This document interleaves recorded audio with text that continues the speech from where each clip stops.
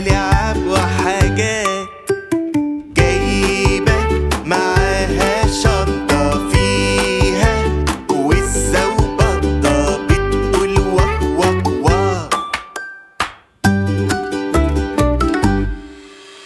عارف الواد اللي اسمه عادل جه الدكتور وعمل له ايه؟ شاف رجليه كانوا زي الفتلة، بص شوية جوه عينيه، راح مديله حقنة كبيرة. عارف اداله الحقنة ليه؟